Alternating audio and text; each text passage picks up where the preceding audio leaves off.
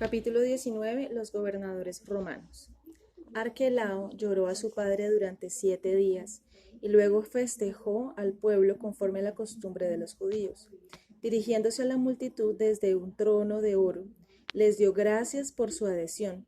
Les dijo que no iba a asumir la autoridad de rey hasta que César hubiera ratificado el testamento de Herodes, pero que después de esto él sería más benévolo con ellos que su padre. Complacidos con el discurso de Arquelao, el pueblo puso pronto sus intenciones a prueba, pidiendo varios favores. Algunos querían reducciones de impuestos, mientras que otros le rogaron que liberara a los presos. A fin de ganarse el beneplácito del pueblo, Arquelao les prometió atender estas peticiones. Al atardecer, se reunieron grandes multitudes que habían quedado insatisfechas bajo el reinado de Herodes. Lamentaron a aquellos a los que Herodes había hecho matar por derribar el águila dorada de encima de la puerta del templo. Clamaron que los consejeros de Herodes debían ser muertos y que el sumo sacerdote que él había designado debía ser depuesto de su cargo. Arquelao se sintió provocado por estos clamores, pero intentó aplacarlos pacíficamente. Envió un oficial a pacificar a la multitud, pero le echaron piedras. Era ahora la fiesta de la Pascua y llegaron multitudes a Jerusalén desde el campo, entre las que los amotinados comenzaron a extender la sedición. Temiendo una revuelta, Arquelao envió un tribuno con una cohorte para que prendieran a los cabecillas de la insurrección. Pero ellos apedrearon a los soldados, dando muerte a muchos de ellos, aunque unos pocos escaparon, incluyendo el tribuno, que había sido herido. Arquelao envió entonces a su ejército contra ellos, y mataron a unos 3,000 de los amotinados, ahuyentando al resto hacia los montes. Los heraldos de Arquelao mandaron ahora a otros que volvieran a sus casas, y todos se retiraron sin acabar la fiesta. Arquelao, acompañado por Nicolás, emprendió viaje a Roma junto con muchos de la familia real. Fueron supuestamente para ayudar a Arquelao a conseguir el trono, pero en realidad para protestar por la matanza en el templo. Su hermano menor, Antipas, había ido también a Roma para reclamar la corona sobre la base del testamento de Herodes, el que era constituido heredero, en lugar de lo depuesto en el concilio. Muchos de los parientes lo apoyaron a él por el odio que sentían contra Arquelao. En Cesarea, Arquelao se encontró con Sabio, el procurador de Siria, que había emprendido viaje a Judea para hacerse cargo de las propiedades de Herodes.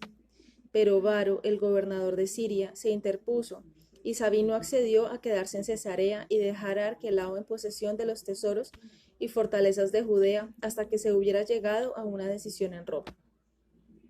Pero tan pronto Varo se hubo vuelto a Antioquía y Arquelao hubo zarpado para Roma, que Sabino se lanzó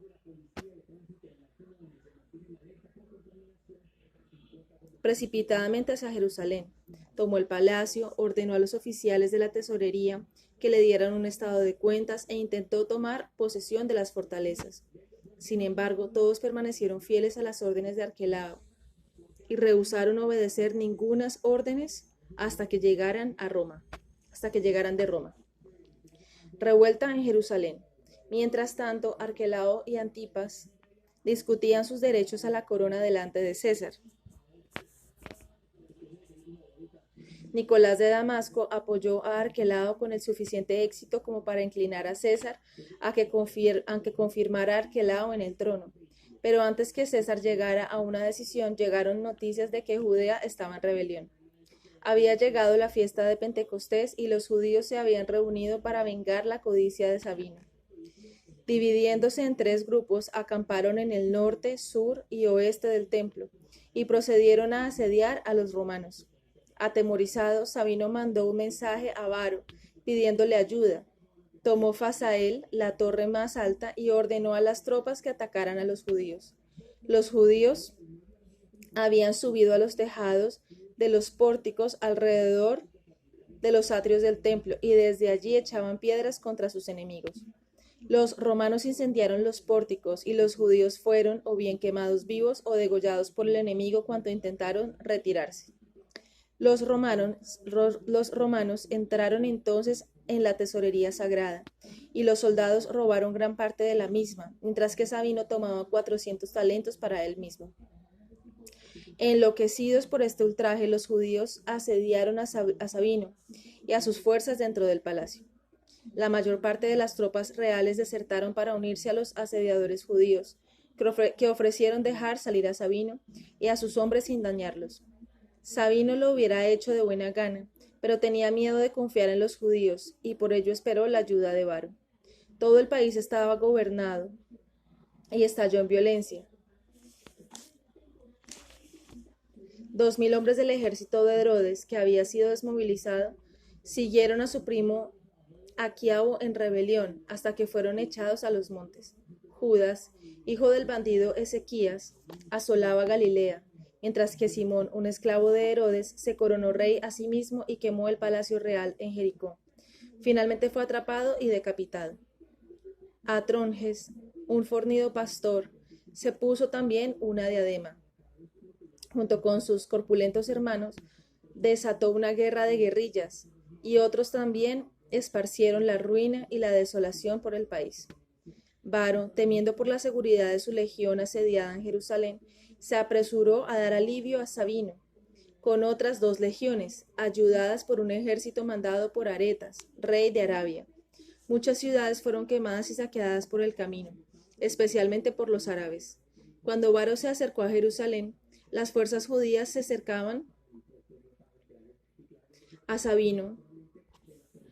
Las fuerzas judías que cercaban a Sabino huyeron rápidamente al campo y se dispersaron. Los habitantes de la ciudad declararon entonces que no estaban en rebeldía, dando la culpa de todo a las multitudes que habían venido a la ciudad a celebrar la festividad. Sabino, avergonzado de ver cara a cara a Varo, se retiró a hurtadillas a la costa.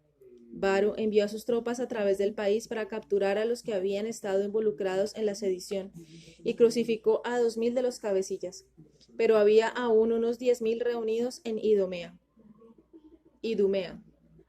Varo envió a los árabes de vuelta porque no podía reprimir sus excesos. Se dirigió luego con sus propias tropas contra los insurgentes, que se le rindieron. Perdonó entonces a los soldados rasos, pero envió a los oficiales a Roma para que fueran juzgados.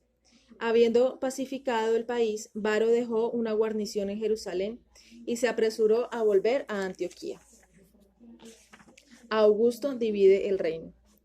Llegó a Roma en este tiempo una delegación de 50 judíos para pedir la eliminación de la autoridad real en Judea, y fueron apoyados por 8.000 de los judíos en Roma.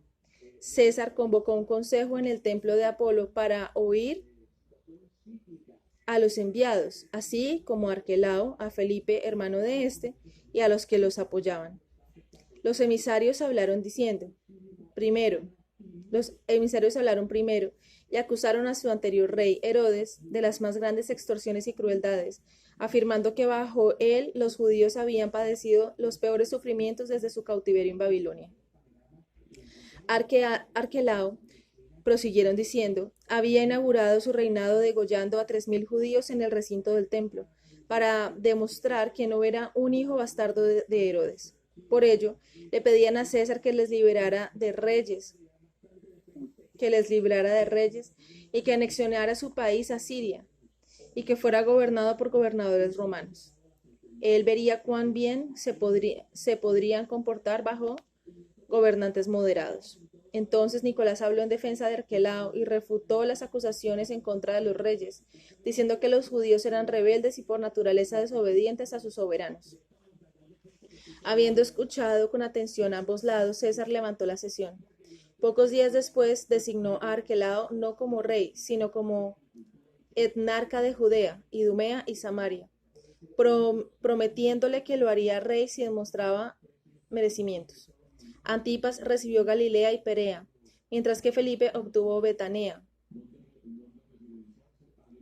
Traconite, Auranitis y Banias. Salomé, la hermana de Herodes, recibió el gobierno y las rentas de varias ciudades, y otros miembros de la familia de Herodes heredaron los bienes que él les había dejado en su testamento.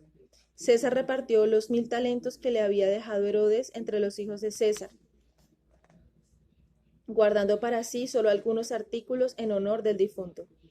Entonces surgió un judío joven en Roma, que pretendía ser el príncipe Alejandro, a quien Herodes había ordenado dar muerte. Se parecía mucho al muerto Alejandro, y había sido instruido para que actuase este papel por parte de un judío que estaba bien enterado de los asuntos de la corte herodiana. Engañó del todo a los judíos en Creta y Melos, que le dieron dinero para que fuera a Roma y reclamara el trono judío. Explicó su escape de la muerte pretendiendo que sus verdugos se habían apropiado de él y de su hermano Aristóbulo, se habían apiadado de él y de su hermano Aristóbulo, dejándolos escapar, después de poner en su lugar a cadáveres que les pertenecían.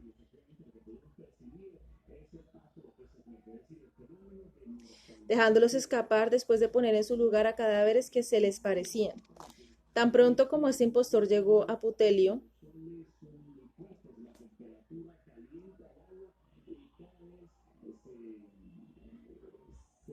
y a Roma, los judíos le aclamaron gozosos como el verdadero Alejandro y le proveyeron de todos los anejos de la realeza.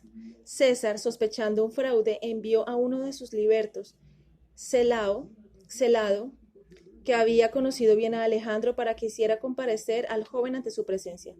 Cuando Celado vio al pretendiente, supo en el acto que no era el verdadero Alejandro, porque su cuerpo era burdo y rudo en comparación con el de Alejandro, que había sido suavizado por la vida lujosa. Lo declaró un impostor, pero le prometió que el César le perdonaría la vida si le denunciaba al hombre que había maquinado aquella trampa. Comentario. Primero, según la versión de Guerras, en antigüedades es el mismo Augusto quien desenmascara al impostor. Continuamos. El falso Alejandro accedió y fue encelado ante César, identificando a su instructor.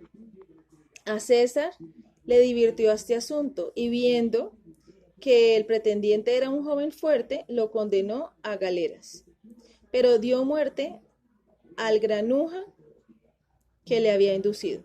Arquelao accedió a la etnarquía de Judea y reconstruyó el palacio de Jericó de manera suntuosa, añadiendo una plantación de palmeras, pero transgredió la ley casándose con Glafira, la viuda de Alejandro, porque casarse con la viuda de un hermano, excepto si no tiene hijos, es aborrecible para los judíos. Arquelao también rigió con tal crueldad que en el año 10 de su reinado fue acusado ante César, tanto por los judíos como por los samaritanos. Después de oír su defensa, César desterró a Arquelao de Viena, una ciudad de las Galias, confiscando sus bienes. Antes de ser llamado a Roma, Arquelao soñó que 10 gruesas espigas eran comidas por bueyes, y nadie le pudo interpretar este sueño más que un cierto esenio llamado Simón. Le dijo a Arquelao que los bueyes significaban sufrimiento, las espigas la cantidad de años de su reinado, que ahora llegaban a su fin. 5 días después le llegó el llamamiento del César.